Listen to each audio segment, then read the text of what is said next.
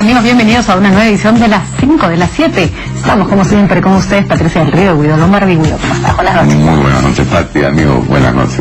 Vamos a dar lectura rápida a nuestros titulares para que ustedes sepan cuáles son las 5 noticias que analizaremos el día de hoy. La primera, renunció el embajador de Perú en Venezuela, Luis Raigada. A través de una carta dirigida al presidente Ollantumala, señaló que su decisión tiene como objetivo permitir que nuestro gobierno pueda actuar sin ningún tipo de presión política ni mediática.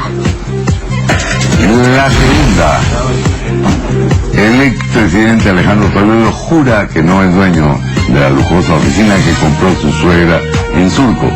La Comisión de Fiscalización acordó solicitar al Pleno del Congreso facultades especiales para investigar esta nueva propiedad de Eva Fernenburg en el Perú.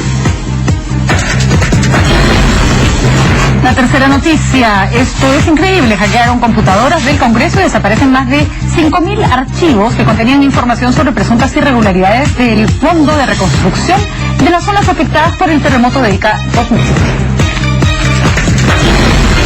La cuarta, más de 8.000 profesores mayores de 65 años podrían pasar al retiro este año de acuerdo a la nueva ley de reforma magisterial.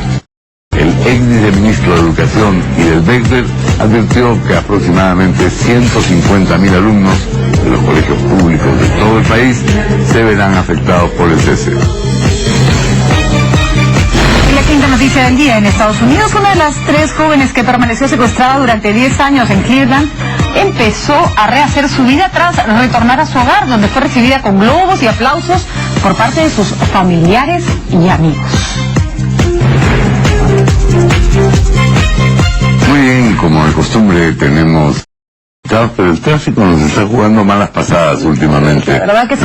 Es interesante el programa de esta hora y tenemos ya nuestro público cautivo a las 7, pero es hora punta, pues, ¿no? Es hora punta, efectivamente. Y entonces está con nosotros Ricardo Vázquez Kunze, que por supuesto es muy bienvenido, y debe llegar, esperamos en cualquier momento, Pedro Salinas. Así es. Para comentar estas 5 noticias de las que hemos dado cuenta. Así es, y vamos a empezar por la primera que ya habíamos leído el titular.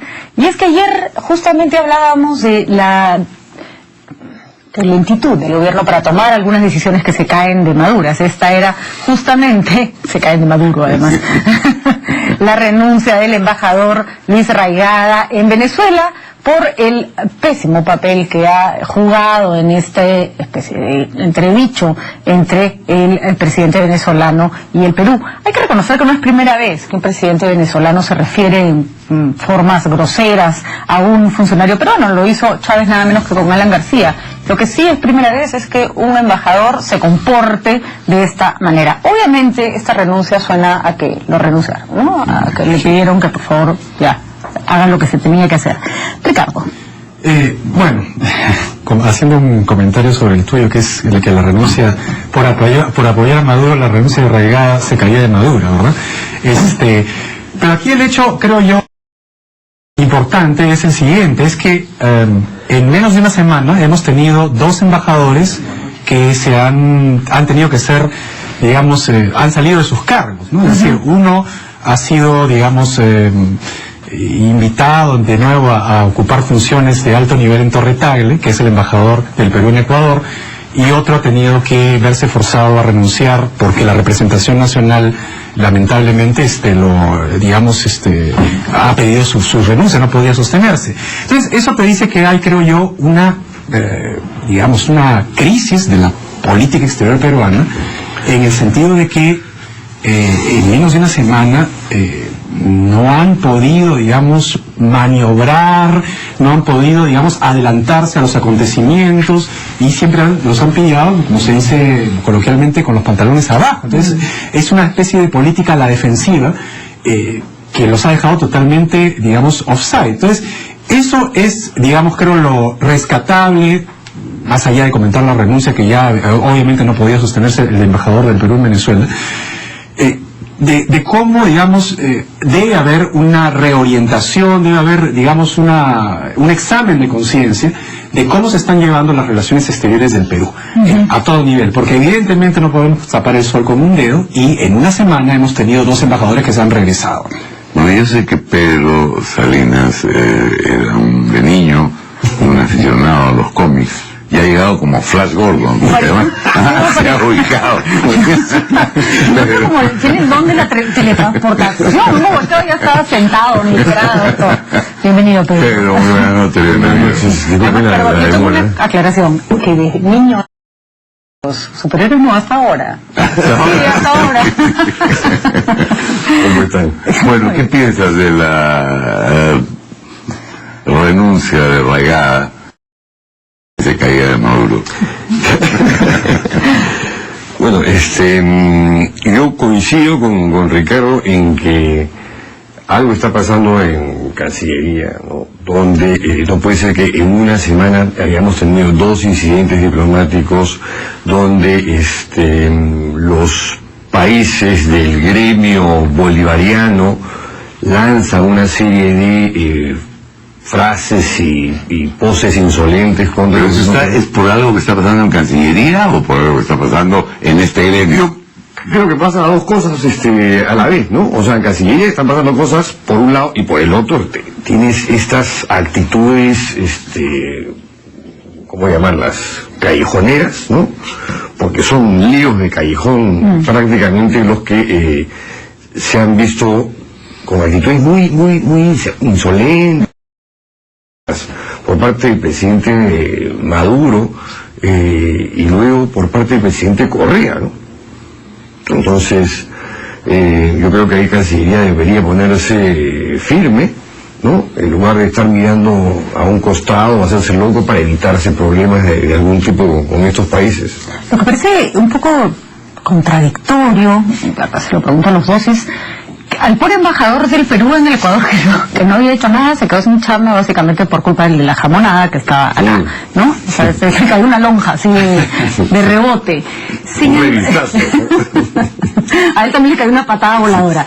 Sin embargo, el embajador del Perú en Venezuela pareciera que no lo están retirando por su reacción diplomática, que ha sido penosa, y esto de los tweets y apoyar a los venezolanos y justificar las palabras de Maduro, sino se le está castigando por las otras denuncias, la denuncia de violencia que tiene en su contra, o el hecho de usar la marca Perú a su favor, que no son poco graves, pero que, digamos, no se necesitaba seguir sumando cosas para finalmente traerlo. Ya lo primero hubiera sido causa definitiva para removerlo de su puesto. Bueno, yo creo que además esa ha sido la causa fundamental, ¿no? Porque... Pero entonces, ¿por qué no el toque? ¿Por qué esperar que demore eso es lo que se llama la política de la indefinición, es decir, esperar a que ya se caiga el techo encima para tratar de salir de la casa cuando uno está viendo que hay una grieta tan grande que el techo se cae ya. Entonces, mira, yo creo que aquí lo que está pasando es que la política exterior peruana, que preside el presidente, dirige el presidente de la República, que es el jefe de la política exterior peruana, y en eso también lamentablemente arrastra a canciller, que es el jefe de Torre Tagle, es una política totalmente de quedar bien con Dios y con el diablo. Entonces, cuando tú quieres quedar bien con Dios y con el diablo, finalmente terminas en el limbo, que es lo peor que le puede pasar a un político. O sea, está mal. O sea, en el caso de Raigada, era un embajador político, era un amigo personal del presidente, era un activista del Partido Nacionalista. Creo que Cancillería tenía que esperar que fuera el presidente el que tomara una decisión. Y acaba de declarar Raigada, hablando por teléfono con el programa del Perú, que efectivamente él le ha hecho llegar su renuncia al presidente, que fue quien lo nombró. Así es. Ahora, pero el asunto es que Raigada evidentemente ha cometido una cosa que no se puede perdonar. Pero a ver, si nosotros nos ponemos como funcionarios de la Cancillería, ¿qué era lo más, digamos, pertinente habiendo estallado ya el impasse con el Ecuador?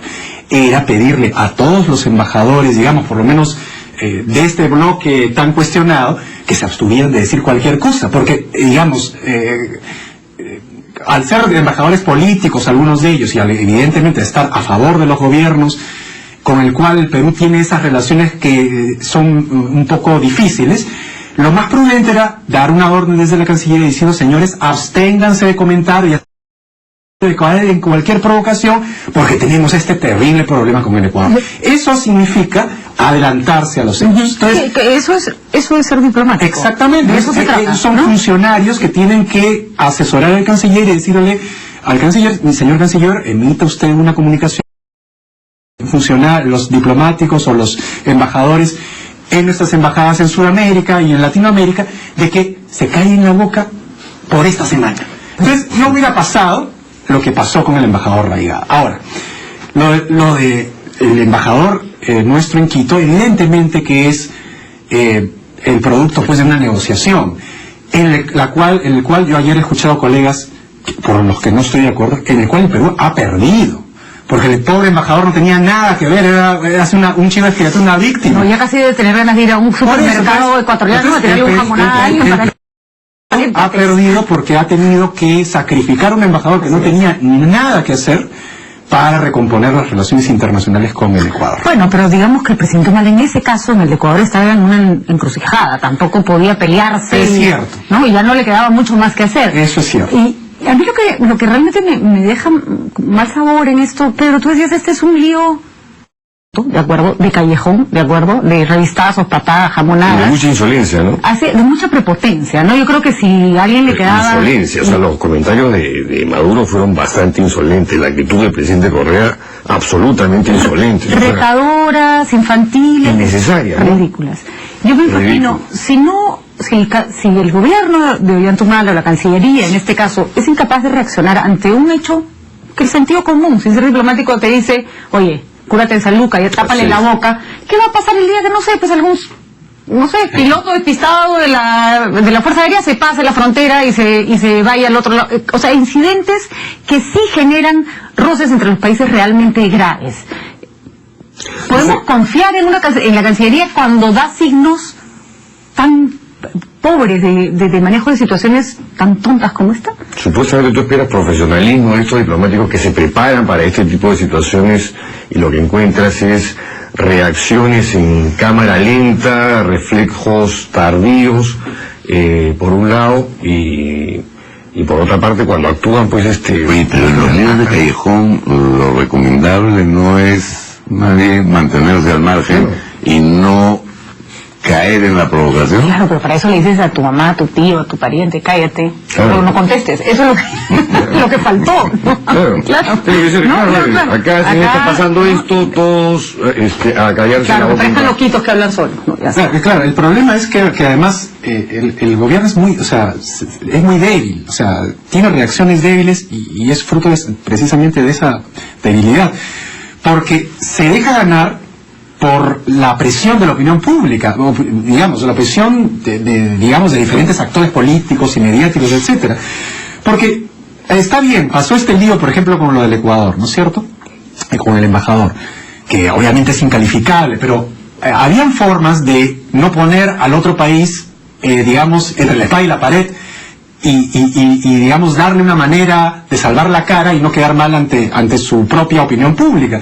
Lamentablemente esas formas no se usaron y creo yo que no se usaron porque dentro del mismo gobierno salieron inmediatamente otros ministros a decir no puede ser posible y hablar cosas que no deben hablar cuando se supone que quien tiene, si hay un embajador de un país extranjero involucrado, quien tiene que tener la palabra principal es la Cancillería. Entonces, claro, si sale la ministra de Najara primero a decir que es el colmo que golpeen a las mujeres, que obviamente es el colmo, ya no puede, ya el canciller lo deja offside. Entonces el canciller tiene, para no quedar pues como una persona que apaña algo, tiene que salir y decir estoy en contra. Entonces ahí empieza la cosa. Igual los políticos dicen no puede ser. Entonces el gobierno se deja presionar tan fácilmente que al final, al reaccionar ante la presión, comete pues errores que generalmente no se cometen en otros gobiernos. Ahora, tal vez la respuesta más contundente que haya recibido Correa sobre el lío del embajador ha sido, aunque usted no lo crea, de Laura Bozzo. Pero dada la naturaleza de la respuesta de Correa, parece que esa era su interlocutora, la interlocutora que se merecía, porque francamente ha sido de una patanería, y en realidad con Laura Bozzo no estamos de acuerdo prácticamente nunca, pero vaya que se molestó. Se molestó, sí, se ha agarrado a gritos. De adelantarnos a los acontecimientos.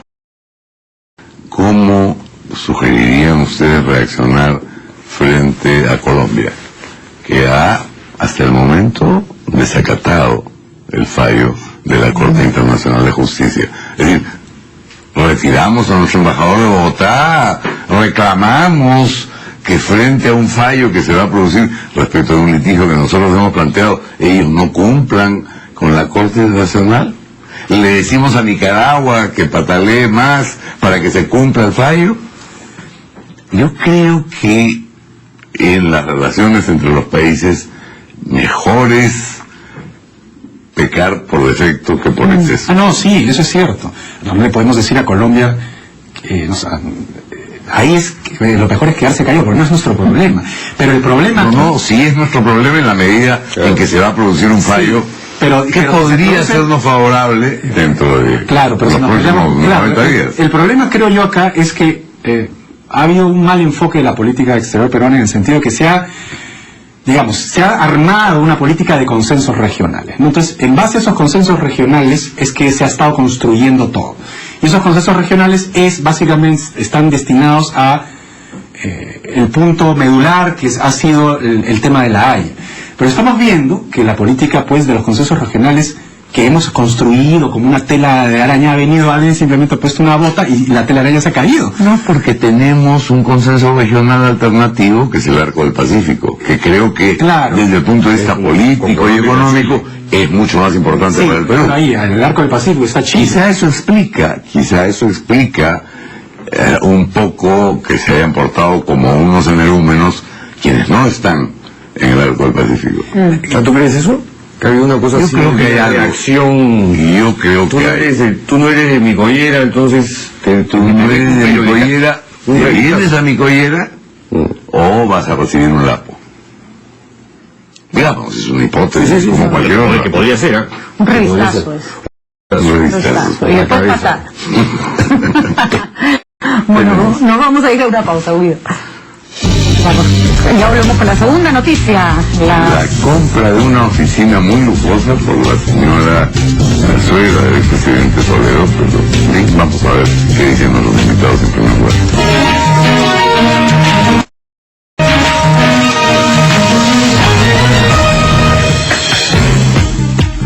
Bueno, tú ya lo habías anunciado, Patricia. La señora suegra de Toledo compró casa y oficina.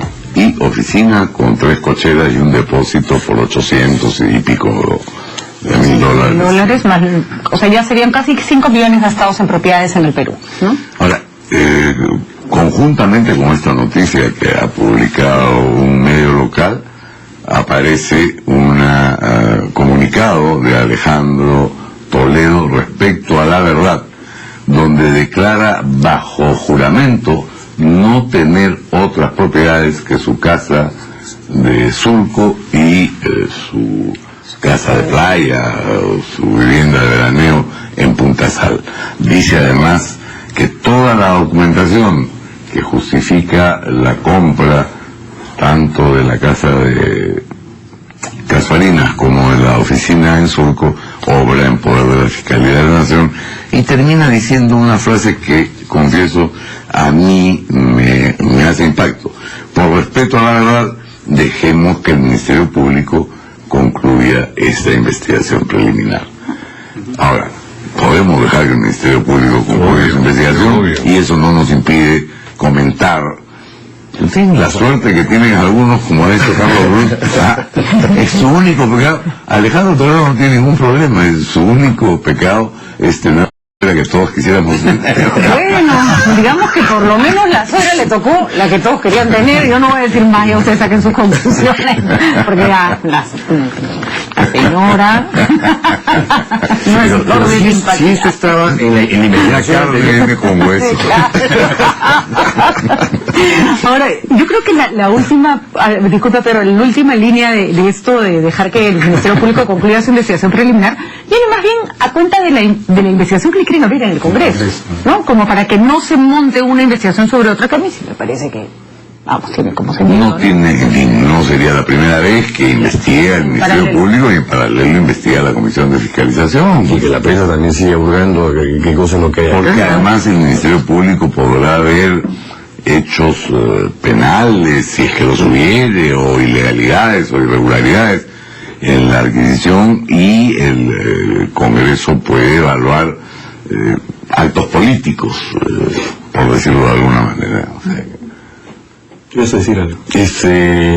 No, que en este caso no deja de ser extraño que esta señora que no vive en el país no venga un poco a hacer shopping, o como dijo Patricia, a jugar monopolio, pues no, a comprar propiedades aquí, allá, una casa en Chacaría, no sé cuántos millones de dólares, esta oficina con 3 cocheras y depósito y etc. Y resulta que habían estado en investigación inicial, pero recién nos enteramos por un medio de comunicación. Toledo creo que dio explicitar también eso en su momento, ¿no? Y no que comiencen a aparecer así a cuentagotas o a través de dosis homeopáticas, como suele ocurrir en el caso de Alejandro Toledo, ¿no? Y termina respondiendo que esto lo pagó con los estipendios que brinda el gobierno alemán a las víctimas del Holocausto y cosas raras, que al final tú dices, oye, si la señora no vive acá y comienza a comprar propiedades, hay algo ahí pues extraño, ¿no? No es normal esto que está haciendo la suegra o la mamá de Ian Karp. Esto es raro porque pareciera que no tiene mucha intención de venir a vivir algún día al Perú, ¿no? Claro, o sea, se compra una casa a la que no vive y se compra una oficina siendo jubilada y obviamente no la imaginamos. Alguien podría hacerse una inversión de bienes Claro, raíces, ¿no? sí, es cierto, pero a ver, porque me sorprende Pedro defendiendo la normalidad. ¿Qué cosa es la normalidad, mi querido Pedro? No estoy defendiendo ninguna normalidad. Y digamos, no puede una persona hacer una inversión en un país que está creciendo como el Perú, donde además el metro cuadrado de construcción ha pasado en 3 años de 800 a 2.500 metros, dependiendo de Lo que voy a decir, o sea, Pero eso ojo, lo hace mal negocio, ¿ah? así es. Lo hace mal negocio. Precisamente uno invierte en lugares donde los precios de las bienes raíces se han desplomado. Anda a comprarte un departamento en España. En Grecia, en los mismos Estados Unidos. Seguro, claro. Después en Además, se compraba yo conozco una persona que lo compró, es un gran negocio, en Chaclacayo, cuando todo el mundo salía corriendo, en medio de los años 80 compró creo que $120,000 una casa que ahora debe valer $1 millón, pero no son esos los inversionistas normales para volver a... No, pero más allá del tema, si las inversiones están bien o están mal, esto es normal o normal. Yo lo que me pregunto es, esta señora, ¿se justifica la fortuna que tiene esta señora? Porque aparentemente tiene un huevo de plata, Sí. ¿no? Un huevo de plata para gastarla y para comprar en propiedades. ¿De dónde sale esa plata? ¿No? Ha enviudado 2 veces de un comerciante de diamantes en Ámsterdam, que es la ciudad donde se comercia el mayor número de diamantes del mundo. Lo que yo digo es, ¿por qué tenemos siempre que ser... Porque hay 2 veces. Los dos. ¿Dos eran? Los 2 eran. Ay, ¿por qué le dejan nada de tan mal humor? tenía diamantes. Hubiera aprendido un poco el encanto de la mamá. Bueno, ya, mejor me callo. El problema pues es que es la suegra de un expresidente de la República, ¿no? Entonces uno dice, uno tiene la, digamos, la suspicacia de que esta señora no se le conocía ni en pelea de perros cuando el presidente gobernaba, ¿no es cierto? Tampoco se conocía su riqueza y su fortuna, y de pronto, una vez que deja de gobernar, conocemos, ¿no es cierto? Nos despertamos con que la señora tiene pues una cantidad de dinero bien considerable y comienza a hacer inversiones, digamos, gruesas. Entonces, eso es a lo que se presta la suspicacia. Perdóname una pregunta. ¿Tú no crees que eso se resuelve con una consulta a el equivalente a la SUNAT holandesa o belga o donde fue. Es que la plata estaba en un offshore, no es tan fácil, o sea, las posibilidades de digamos, rastrear exactamente la legalidad de una compra o de dónde vino el dinero. Ahí sí ya tiene derecho a sospechar. Es decir, si la plata no tiene un origen y no ha sido declarada en el país de residencia de la señora, ya puedes comenzar a decir, bueno, eso es, digamos, eso lo determinan pues las investigaciones de la Fiscalía. En eso andan, digamos, exactamente, ¿no? Ahora, como dice Pedro, es bien raro que Toledo no haya dicho, cuando estalló el primer, digamos, escándalo sobre la compra de la CAF, que también se estaba investigando la compra del departamento. Porque precisamente, digamos, ahí hubiera habido un escándalo bien grande, pero el escándalo hubiera muerto todo ahí. En cambio ahora es con cuentagotas. Primero la mansión, después Pero es Toledo, pues, ¿no?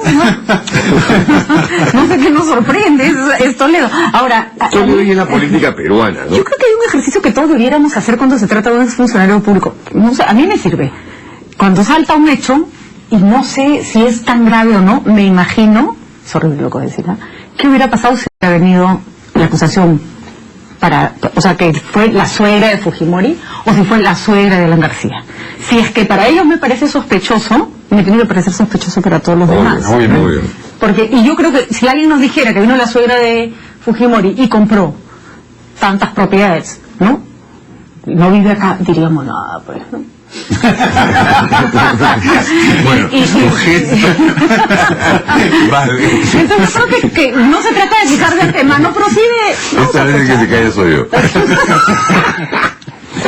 Bueno, pero vamos a ver qué sale. Lo que sí no debería pasar es que esto se convierta en el Congreso en una típica pantalla, un típico pantallazo político. No debería, pero va a pasar, evidentemente. Obviamente. No, pero vamos a ver ahora en la tercera nota que comentaremos inmediatamente después de los titulares, lo que pasa con las comisiones investigadoras en el Congreso.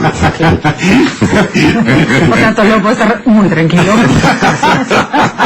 Vamos a una pausa y hablamos de la siguiente nota sobre se hackearon computadoras en el Congreso que tenían información sensible.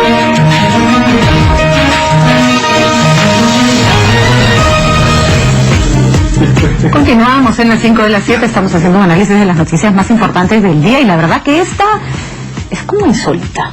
Es como insólita porque sabemos que el Congreso realiza múltiples investigaciones, que la información se mantiene obviamente en las computadoras que están en las oficinas del Congreso de la República, que no es un lugar al que puede entrar cualquiera y en el que se puede hacer cualquier cosa. Sin embargo, las computadoras que contenían la información sobre las investigaciones que se han hecho con respecto a la reconstrucción del sur después del terremoto, primero se dijeron que fueron hackeadas, ahora se ha dicho que no fueron hackeadas, sino que se les introdujo un virus y que hizo que desaparecieran, creo que más de 5.000 archivos con información sensible. Todo esto me parece además después de que la presidenta de la comisión, la señora Omonte, dijera que ya tenían confirmada alguna información. En realidad el presidente Rogelio Carmen Omonte presidía un subgrupo de trabajo que investigaba exclusivamente el tema del bono 6.000. Se dividieron en 3 subgrupos, pero ya, según esas declaraciones, la comisión ha concluido sus investigaciones y entonces no puede uno imaginarse. A mí me tocó presidir una comisión investigadora de los usos del agua en el Congreso, que una comisión investigadora tenga todo su archivo y todo su acervo documentario en una computadora. Lo tienes en más de una y tienes además un backup en un USB, en un disco duro externo. Es raro, cuando ya concluyen la investigación, primero lo que tú dices, que alguien se meta a la oficina e introduzca un virus que puede hacer desaparecer documentos, pero segundo, que esos documentos no estén sostenidos en otro soporte. Eso es extraño, ¿no? Es extraño, podría pasar, ¿no? Podría pasar o no podría pasar. Tú has estado ahí, o sea, que no haya pasado en una comisión como la que tú estabas, me parece bien, porque tú tienes criterio y todo, pero no todos tienen tu criterio, pues,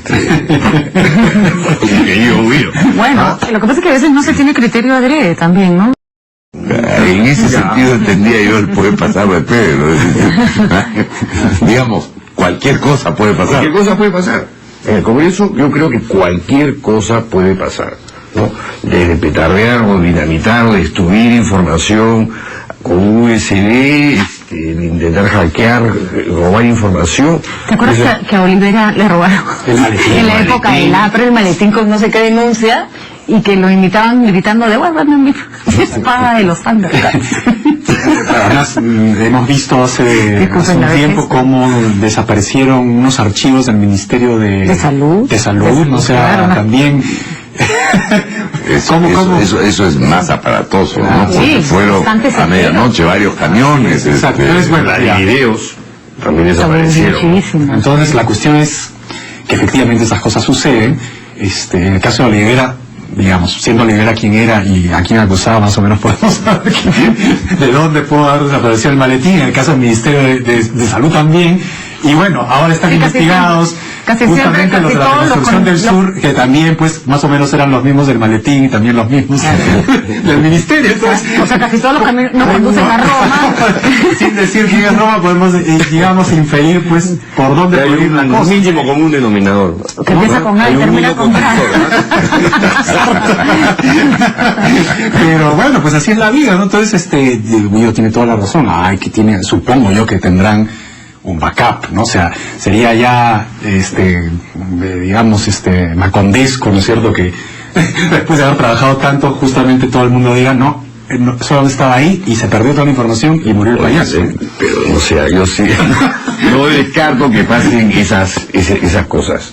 Porque tú cuando entras a una dependencia pública, me acuerdo una vez que tuve que ir al Poder Judicial, junto con Fernando Rospigliosi para un tema en el litigio con Jorge Mufarech, estuvimos como 2 horas y media, yo dando declaración, y de pronto alguien pisó un cable y dijo, ups, se borró todo. Se borró, hay que volver a hacer todo de nuevo. 2 horas y media, dije, no me estás bromeando. No, alguien pisó el cable. Esas cosas pasan, es el Perú.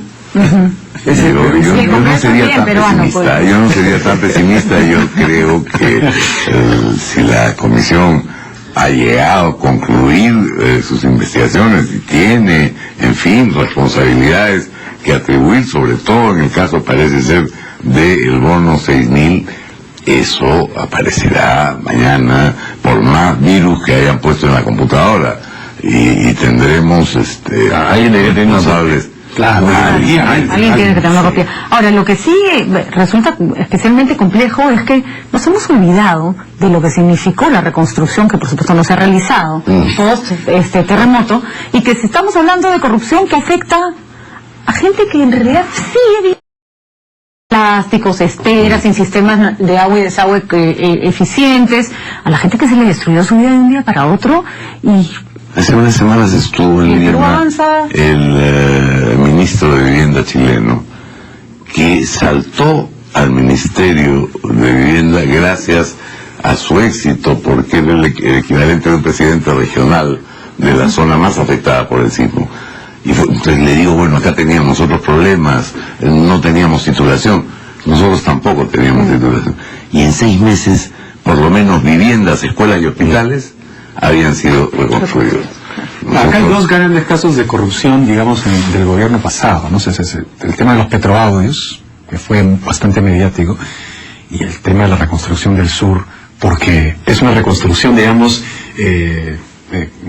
literaria, ¿no? Porque estamos hablando de reconstrucción de algo que está exactamente más o menos igual que cuando se cayó todo. Entonces, reconstrucción es un eufemismo para decir que no se ha hecho ahí absolutamente nada. Entonces, es unos temas bien sensibles precisamente porque son temas que tienen que ver con la corrupción y que justamente desaparezcan los archivos de la comisión investigadora. Y es como la cereza de la torta. Es ¿no? pues como la desaparición igual de los archivos del Ministerio de Salud y el maletín de Topi. Entonces es pues una cosa que nos da que pensar. Y es como una suerte de, no sé, de llamada a más corrupción, porque es róbate la plata de la persona que tiene que reconstruir su casa, porque el día que te investiguen habrá alguien que malogre la investigación y tú te quedarás tan campante, ¿no? Y ese peruano se quedará sin su bono 6.000, ¿no?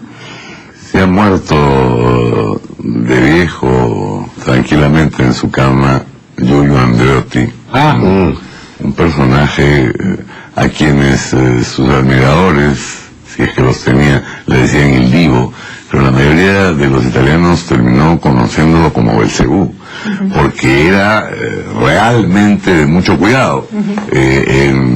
También sus admiradores eran la Cosa Nostra y la Camorra y la mafia. O sea, ahí sí, todo. Era un hombre que pactó, al público que pactó con Totorlina, con Totorlina, el más y fue 8 veces primer ministro de Italia. Bueno, Italia está como está, en parte por esos 8 primeros, y fue 22 veces ministro de todos los países italianos a partir del 50. ¿Por qué está como está? Porque él representaba una clase política que se desprestigió tanto que finalmente vinieron los que siempre aparecen de la nada, Berlusconi, que es impresentable también, ¿no es cierto? Pero claro. Entonces que es ver un Fujimori, digamos, que apareció de la nada, porque los otros ya estaban tan quemados, tan desprestigiados, precisamente por corruptos. Entonces, bueno, Italia está como está. Pero es que asistes finalmente a la desestructuración moral de un país. Así o sea, es. la mafia ha tomado tanto poder que vendes la idea de que el crimen paga y paga muy bien. Y finalmente, Andreotti, por supuesto, desapareció de Italia y se fue a vivir a Túnez. No, ese fue Bettino Craxi. Perdón. No, Andreotti prescribió el delito. Ya. Prescribió. Para, digamos, lo juzgaron tanto por el asesinato de Mino Pecorelli, un periodista que investigaba los nexos con la mafia masónica, y fue absuelto en ese caso. En el otro, en el de asociación ilícita con la camorra napolitana y la mafia siciliana, prescribió. Bueno. Ahí se prescribió. Realmente. Cualquier por lo tanto, similitud, así es, por lo tanto, no solamente pasa en los países subdesarrollados, también pasa en los países desarrollados. Magro Consuelo. Así es. Pasa en las películas, pasa en el Perú. Así vamos a hacer nuestro eslogan. ¿Vamos a una pausa? Vamos a una pausa y regresamos con...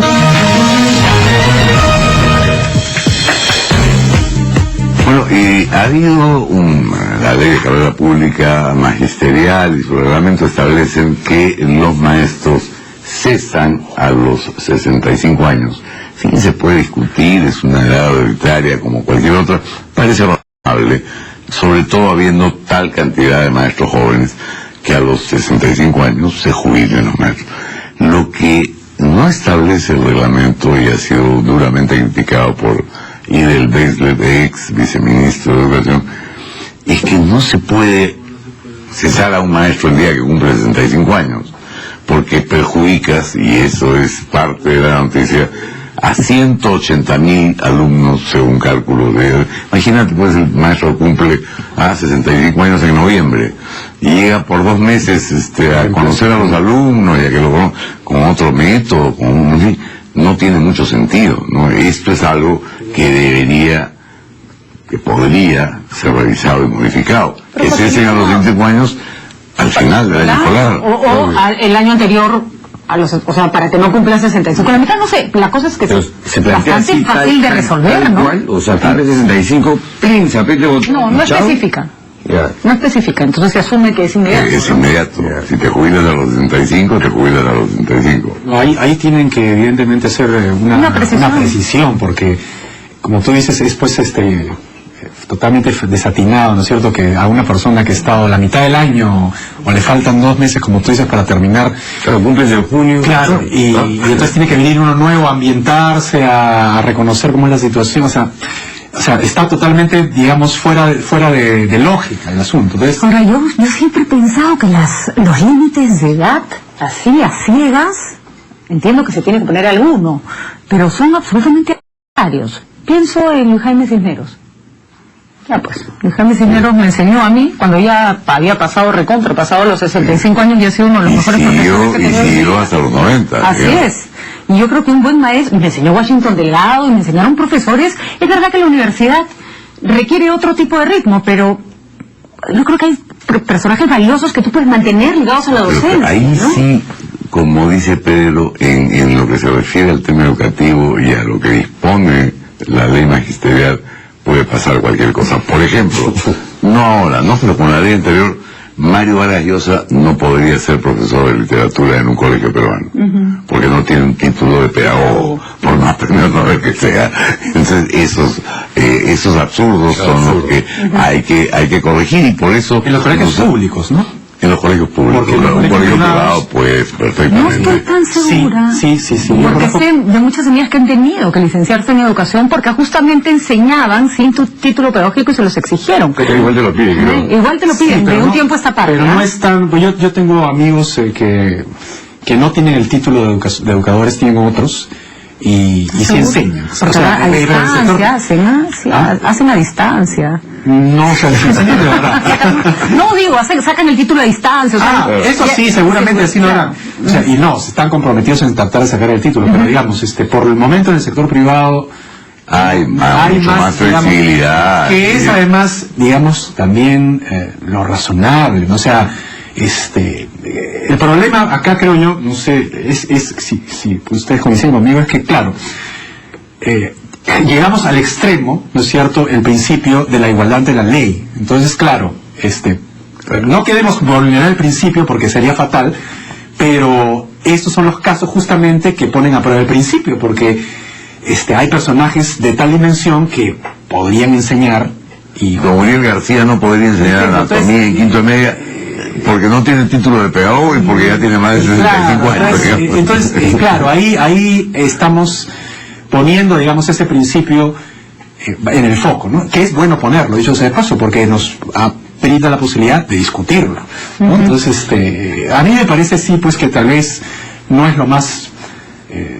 o sea, hay que dejarle, digamos, puerta a los jóvenes que entran, ¿no es cierto? Pero como dice Patricia, yo creo que hay que valorar la experiencia de grandes personajes. No digo de todos, porque no todos son grandes, la edad no te hace... Pero yo creo que hay que, y aprovechamos mal en general la tercera edad en nuestro país. Totalmente. Porque quizá ya no está para el aula, pero podría tener otro tipo de actividades en la propia labor escolar. Así es. O en su localidad, en su comunidad, en su municipio, a los de la tercera edad, unos que ya somos, se nos hace un descuentito en el cine y ya sufre, ¿no? Ya no sirve para mucho más. Yo creo que eso hay que volver a replantearlo, Así es. tanto como el principio de igualdad ante la ley. Y se han llenado, por ejemplo, las empresas de personal muy, muy joven, que tienen sí sus cualidades por ser jóvenes, pero criterio, lo que se llama solvencia, capacidad, no. Y Hoy se ha producido un evento importante que no era para incluirlo en el programa, que es el foro, el CADE educativo. Es un CADE dedicado a empresarios. ¿Cuál es la mayor queja de los empresarios respecto de los profesionales que reciben o de los técnicos que reciben? No estamos hablando de personal obrero, gente egresada o de universidad o de institutos superiores. El mal uso del lenguaje, oral o escrito. Es gente que no sabe expresarse ni oralmente ni por escrito, y nuestras universidades o nuestros institutos superiores nos preparan para ello, ¿no? Y tú te das cuenta en muchos de los escritos de estos profesores de colegios públicos que escriben pésimo, ¿no? O sea, escriben muy mal. Para no hablar de los jueces, ¿no es cierto? Los jueces, como también hay muchos empresarios. lo que También, pasa es que ¿no? también la tecnología, en lugar de crear un lenguaje en paralelo que debiera ser este lenguaje para textear, que no debiera reemplazar al lenguaje que usas en el colegio, lo que pasa es que los chicos empiezan a hacer esta mezcolanza y escriben en el colegio como escriben en el Messenger o en el Twitter. En los materiales.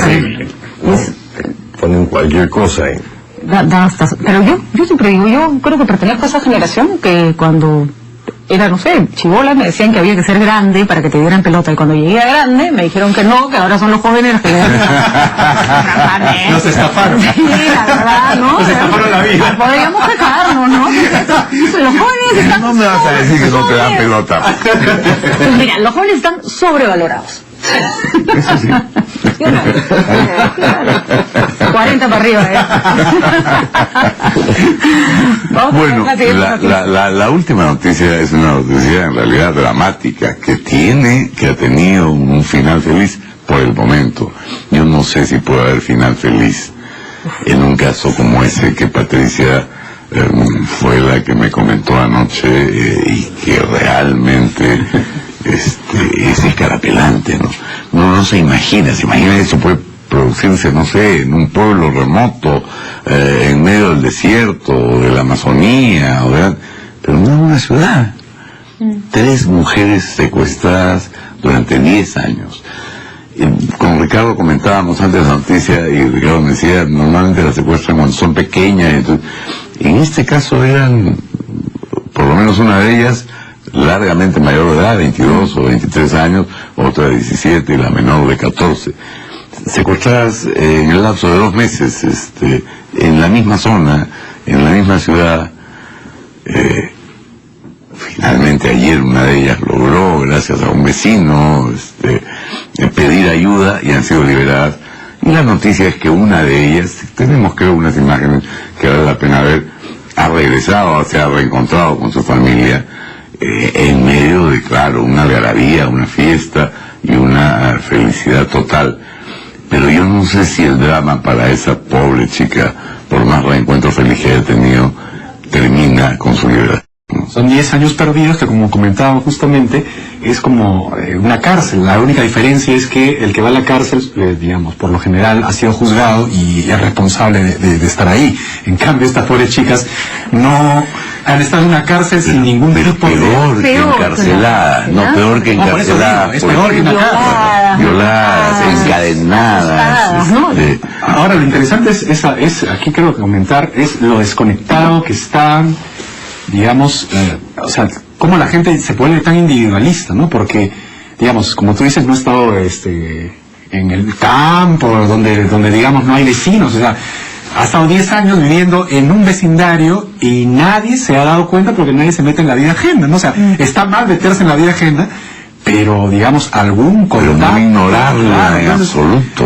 Los vecinos dicen, sí, yo alguna vez escuché que una vez vi una chica que salió desnuda gateando por el jardín, y ¿por qué no dijo nada? O yo escuchaba que tocaban unas puertas o algo. Entonces tú te das cuenta que en estos países digamos, donde el capitalismo ha avanzado tanto y la gente se individualiza tanto, ya nadie voltea a mirar a nadie. Entonces en principio eso está bien, en el sentido de que no te metas en la vida ajena, pero igual que con el principio de igualdad, los reflectores tienen que ponerse, porque, digamos, no pueden estar cometiendo un crimen al costado de tu casa, y tú ni siquiera... Durante 10 años, durante un crimen 10 años, continuado, no es que hace poco, no, sino...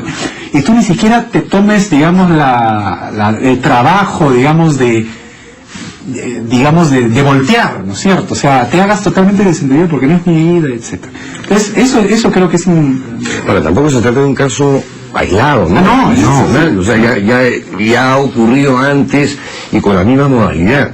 Fuera de que tienes además estas mafias que secuestran chicas para después... digamos, el tema de la trata de personas es un tema horrendo que ocurre también entre nosotros sin que lo miremos tanto como debiéramos, ¿no es cierto? ¿Cuántos niños en Madre de Dios? Eso es verdad. ¿Cuántas chicas que fueron raptadas sin pugno a los 14 años y estarán allá hace 10 años? Siguen estando ahí, Claro, y que ni siquiera son dignas.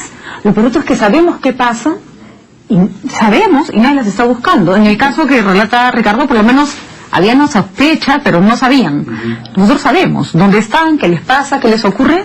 Nadie las busca. Hay una ONG que secuestraba a los niños. Pero si sabemos dónde están los pioneritos, ¿no? Los han rescatado después, recién ahora, ¿no? Andrea Querol y Ricardo Valdés son dos personas muy preocupadas por el tema, pero no logran involucrarnos a todos como deberíamos en un tema de trata de personas. En fin, nos hemos derivado gracias a la observación de Pedro, pero me parece una derivación importante de este tema, porque allí, por desconectados con el otro y mirándonos solamente el ombligo, y aquí que no nos miramos solamente el ombligo y que llamamos al serenazgo cuando hay una pelea callejera, dejamos que pasen cosas horrendas muy cerquita de nosotros, en medio de la transoceánica.